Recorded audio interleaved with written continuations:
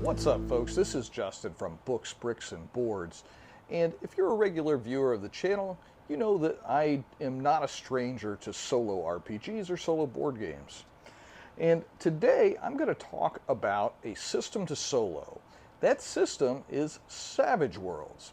If you are a fellow solo RPG enthusiast, you probably are familiar with this game from the excellent Season 1 of Me, Myself, and Die. It is a great watch, and while I am not nearly as talented as the gentleman that runs that channel, I can tell you that it's old enough now that some things have changed with Savage Worlds. For example, he was using the Deluxe Edition, and now we're on to the Adventurers Edition, the Suede of Savage World, which adds some extra mechanical goodness to the game.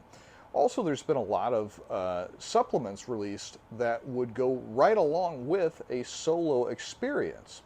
So today, I'm going to talk a little bit about how you can solo with Savage Worlds.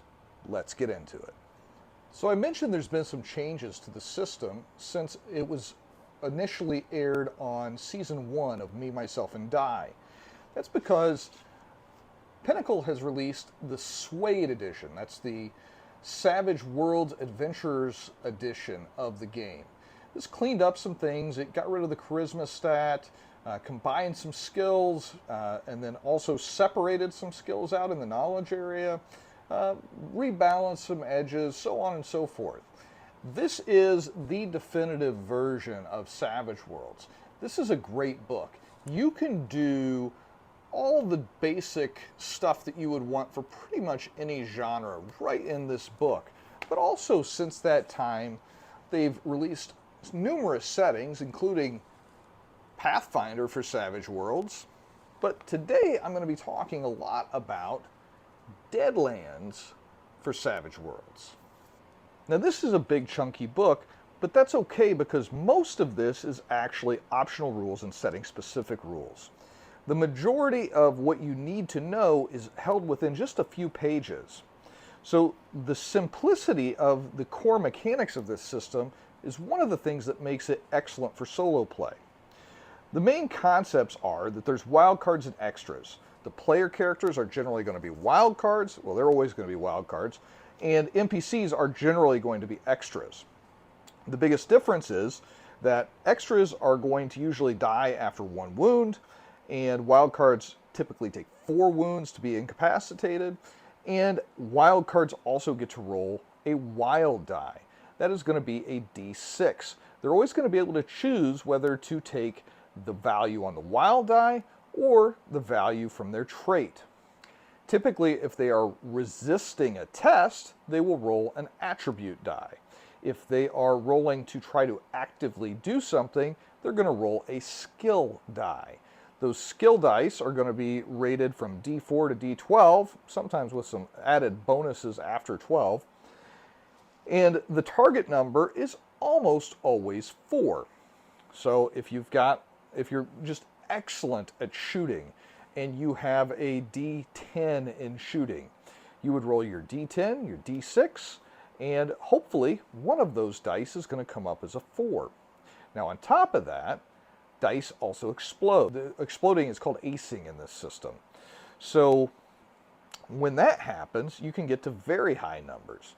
And the high numbers aren't wasted because for every 4 that you go above the target number, which is typically 4, you are going to get a raise. And raises are things that allow you to do extra damage, give you extra effects, and leaves a lot of discretion to the GM and how they're applied. So along with the exploding dice and the simple mechanic, you are also going to have critical failures. So if you ever roll a 1 on your trait die plus a 1 on your wild die, then you are going to have a critical failure. Critical failures cannot be re-rolled. Otherwise, you'll have things called bennies. Typically these are poker chips. You start with 3 of each adventure, and they're awarded as players do things that are either funny or in character or heroic. So when you use a Benny, You can use it for a number of different things, survivability. You can use it for getting rid of a particular condition called shaken. But the main thing you're going to use it for, most likely, is going to be to reroll dice rolls. But you can't reroll if it's critical failure. Whenever you determine initiative, you do that with a draw of a card.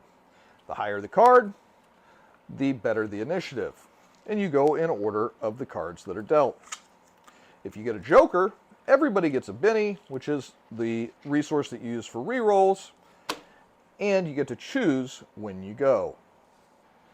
Now, as I said earlier, the main book does a great job with most of the genres that you would want to play. But if you want a little extra customized goodness, they make companion books for this.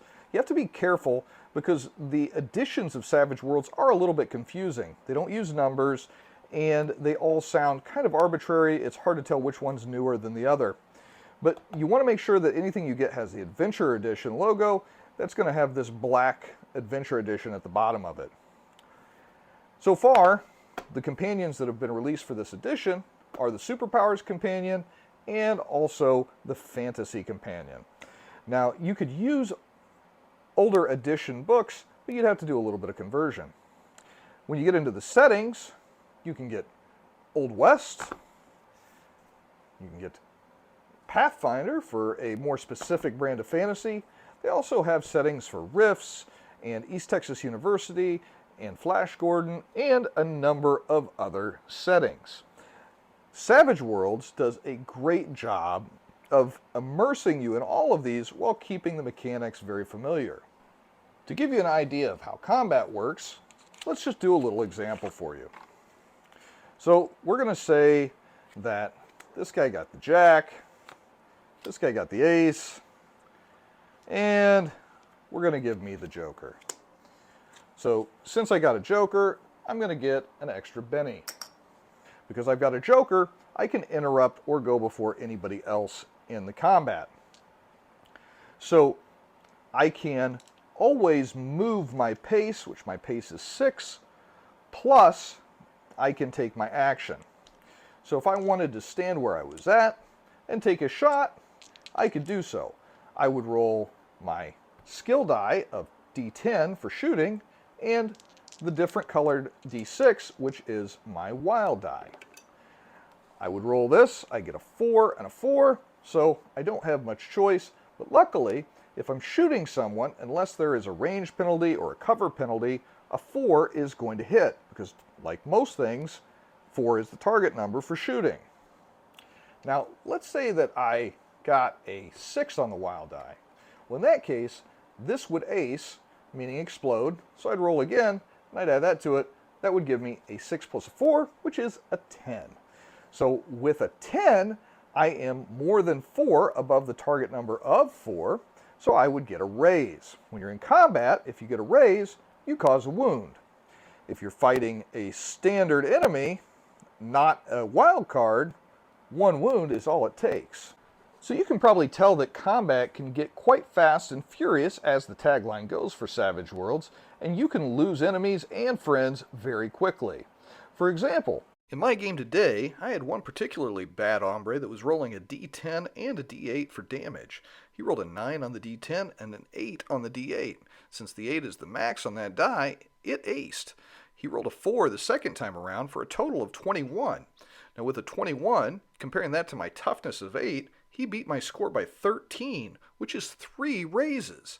Now 3 raises means that I would take 3 wounds. For those keeping track at home, it's only 1 less wound than a wild card can be standing for.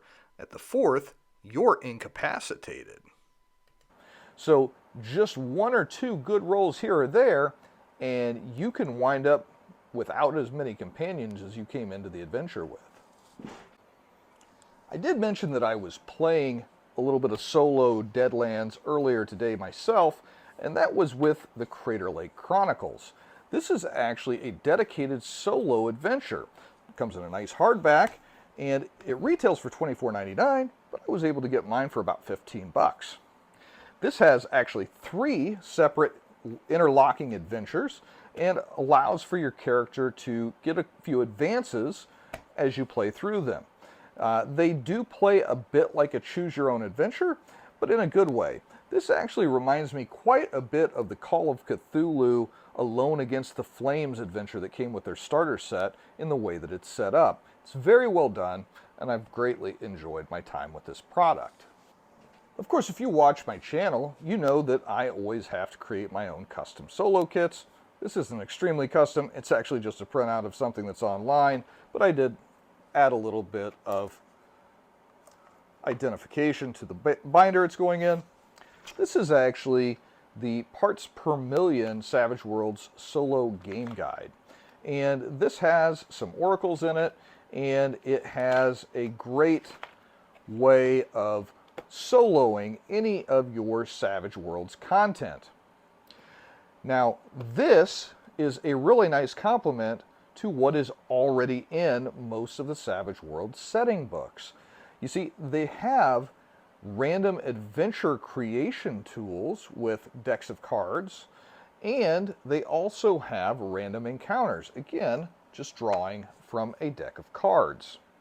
So when you put all of that together, that makes Savage Worlds a very attractive option to play as a solo player. You've got a simple system, you've got solo support, and you've got lots of procedural tools that will help you build a world around you so that you can be surprised even as you're running the game. So you know my thoughts on soloing Savage Worlds. I'd love to hear yours. Please be sure to comment in the video comments section so that I can hear about your experiences with Savage Worlds as a solo player. I'm going to be doing a Savage Worlds buyer's guide down the road, and this is just kind of an intro to the system for my channel. Also, I may or may not be able to have a video next week. I'm going to have a bit of surgery, so I may not be able to put out a video. It's nothing serious, but just wanted to give you a heads up in case you don't see a video from me next week. Anyways, if you have enjoyed the content, please be sure to like, share, and subscribe. And until next time, this has been Justin from Books, Bricks, and Boards. Good gaming, and God bless.